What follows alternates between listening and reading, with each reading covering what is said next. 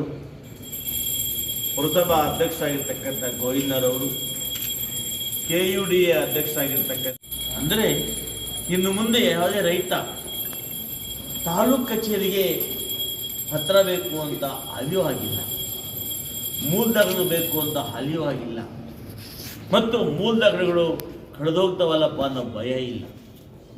ಜೊತೆಗೆ ಯಾರಿಗೂ ಕೂಡ ದಾಖಲೆಗಳನ್ನು, ಹಳೆಯ ದಾಖಲೆಗಳನ್ನು ತಿದ್ದಲಿಕ್ಕೆ ಸಾಧ್ಯ ಇಲ್ಲ.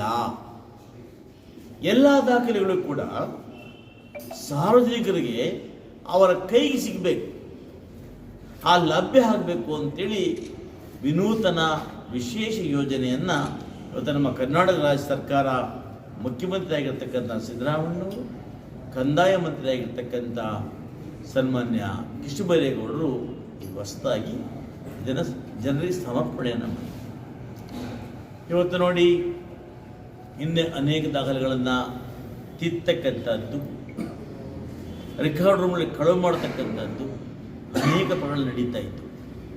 ಅನೇಕ ಜನರಿಗೆ ತಮ್ಮ ಮೂಲ ದಾಖಲೆ ಸಿಗ್ತಾನೇ ಇರಲಿಲ್ಲ. ತಿಂಗಳಾನುಗಟ್ಟಲೆ, ವರ್ಷಾನುಗಟ್ಟಲೆ ಅಲಿಬೇಕಾಗಿತ್ತು ಕಚೇರಿಗಳಿಗೆ. ಇವತ್ತು ಅದರಿಂದ ಮುಕ್ತಿ ಆಗಿದೆ.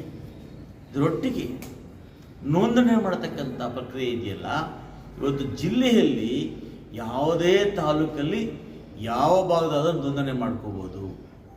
ಮೊದಲು ಅದೇ ತಾಲೂಕು ಹೋಗಬೇಕು, ಅದೇ ಸಬ್ ರಿಜಿಸ್ಟರ್ ಬೇಕು ಅಂತ ನಿಯಮ ಇತ್ತು. ಇವತ್ತಿಲ್ಲ. ಕೋಲಾರ ಜಿಲ್ಲೆಯ ಎಲ್ಲ ಪತ್ರಗಳು ಕೂಡ ಕೋಲಾರ ಜಿಲ್ಲೆ ಇರ್ತಕ್ಕಂಥ 6 ತಾಲೂಕುಗಳಲ್ಲಿ ಎಲ್ಲಿ ಬೇಕಾದರೂ ನೋಂದಣಿ ಮಾಡಿಕೊಳ್ಬೋದು.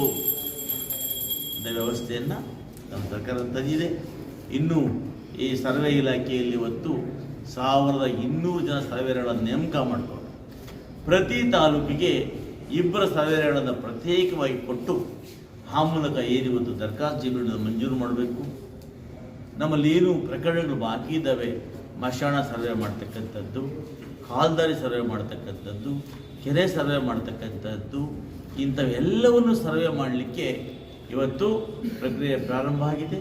ಇನ್ನು ಕೆಲವೇ ದಿನಗಳಲ್ಲಿ ಒಂದು ತಾಲೂಕಿಗೆ ವಿಶೇಷವಾಗಿ ಹೆಚ್ಚುವರಿಯಾಗಿ ಇಂಥ ಪ್ರಕರಣಗಳಿಗೋಸ್ಕರ ಪ್ರತ್ಯೇಕವಾಗಿ 2 ಸರ್ವೇಯರ್ಗಳನ್ನು ಸರ್ಕಾರ ನೇಮಕ ಮಾಡಿದೆ.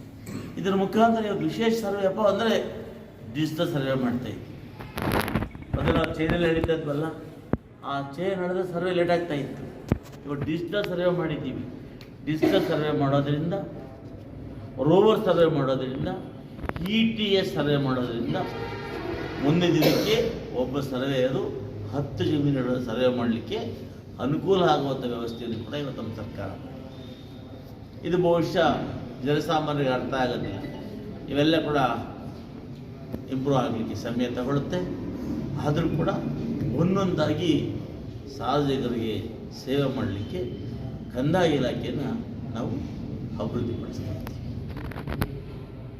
ಇರುವಂಥ ಎಲ್ಲ ದಾಖಲೆಗಳು ಸಮೇತ ಭೂ ಸುರಕ್ಷಾ ಅಂತ ಒಂದು ಯೋಜನೆ ಪ್ರಕಾರ ಎಲ್ಲರೂ ಸಮೇತ ಒಳ್ಳೆ ರೀತಿಯಲ್ಲಿ ಡಿಜಿಟಲೈಸೇಷನ್ ಮಾಡಿ ಒಳ್ಳೆ ರೀತಿಯಲ್ಲಿ ಇಡಬೇಕು ಅಂತ ಒಂದು ಆದೇಶ ಆಗಿದೆ. ಅದನ್ನು ನಮ್ಮ ಮಾನ್ಯ ಶಾಸಕರು ಇವತ್ತು ಉದ್ಘಾಟನೆ ಮಾಡಿದ್ದಾರೆ. ನಾವು ಸೋಮವಾರದಿಂದ ಇಲ್ಲಿರುವಂಥ ರೆಕಾರ್ಡ್ ರೂಮಲ್ಲಿ ಅವೈಲಬಲ್ ಏನಿದೆ A, B, C ಮತ್ತು B ಅಂತ ರೆಕಾರ್ಡ್ಸನ್ನು ನಾವು ಕ್ಯಾಟಗಿರಿ ವೈಸ್ ಮಾಡಿದ್ದೀವಿ. ಅದರಲ್ಲಿ ಇಂಪಾರ್ಟೆಂಟಾಗಿ A ಮತ್ತು B ಅಂತ ಕ್ಯಾಟಗಿರಿ ಮಾಡಿರುವಂಥ ರೆಕಾರ್ಡ್ಗಳನ್ನ ನಾವು ಸ್ಕ್ಯಾನಿಂಗ್ ಮಾಡಿ ಅದನ್ನು ಈಗ ಏನು ನಮ್ಮ ಕಂಪಾರ್ಟ್ಮೆಂಟ್ಸ್ ಅಂತ ಏನಿದ್ದಾವೆ ಅದರಲ್ಲಿ ನಾವು ಅದನ್ನು ಕ್ಲೀನಾಗಿ ನಾವು ಜೋಡಿಸಿ ಮಾಡಬೇಕಾಗುತ್ತೆ. ಇನ್ನೂ ಸ್ವಲ್ಪ ದಿನ ಪ್ರೋಸೆಸ್ ನಡೆಯುತ್ತೆ. ಆದ್ದರಿಂದ ನಮ್ಗೆ ಈಗ ಸಾರ್ವಜನಿಕರಲ್ಲಿ ಒಂದು ವಿನಂತಿ ಏನು ಅಂತಂದರೆ, ಈಗ ರೆಕಾರ್ಡ್ ರೂಮಲ್ಲಿ ಕೆಲಸ ನಡೀತಾ ಇರೋದ್ರಿಂದ ಸ್ವಲ್ಪ ದಾಖಲೆಗಳೆಲ್ಲ ಕೊಡೋಕ್ಕೆ ಸ್ವಲ್ಪ ನಿಧಾನ ಆಗುತ್ತೆ. ದಯವಿಟ್ಟು ಎಲ್ಲರೂ ಸ್ವಲ್ಪ ಸಹಕರಿಸಬೇಕು ಅಂತ ಹೇಳ್ತೀವಿ. ಎಲ್ರಿಗೂ ಧನ್ಯವಾದಗಳು.